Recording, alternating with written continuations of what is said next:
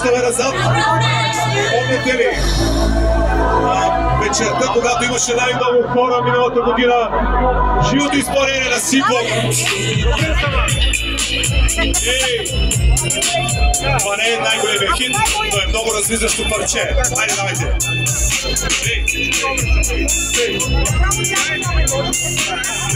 Everything's good. Чувствам се добре. Тук на Бирфеста.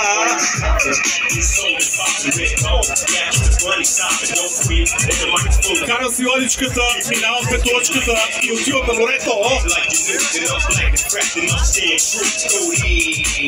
97 година. Еврохип-хоп. Имате специални поздрави от C-Block. Организаторите ми казаха да ви предавам. Много им харесува миналата година. Пак искат. Всички знаете.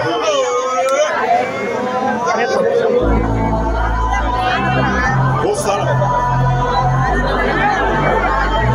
Добре, почваме от начало, нещо стана.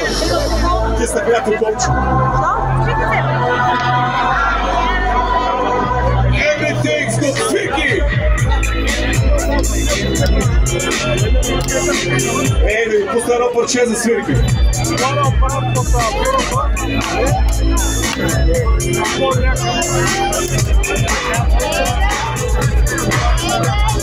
Импровизираме, преминаваме от хип-хоп в световен поп.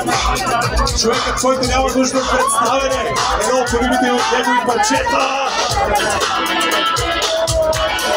Майкъл Джексън. Ето го!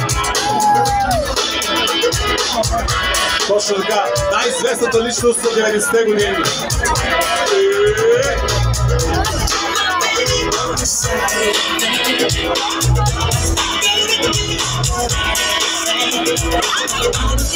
Парчето е от 91 година и незабавно става номер 1. 91 година, когато се ражда Григор Димитров. 91 година, когато Христо Стоичков прави първата си година в Барселона.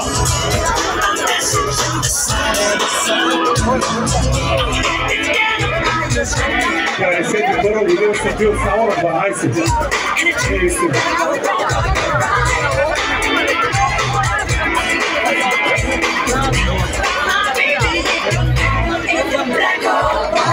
Кралята попа, Майкъл Джексън. Не може без него. Чито е на 90-те.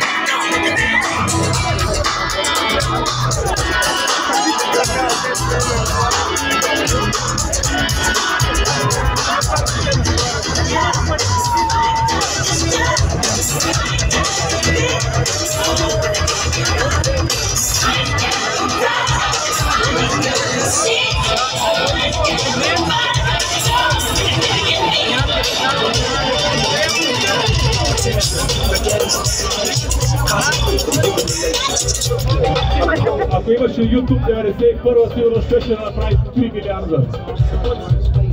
Между другото, знаете ли кое е най-гледаното парче?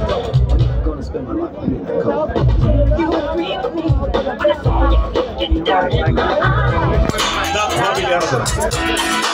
Тоест над 8 милиарда. Деспасито.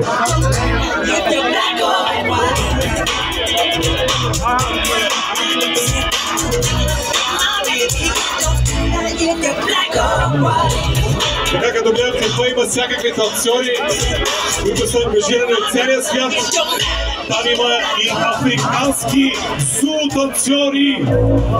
И аз сега малко Африка! Познахте ли го?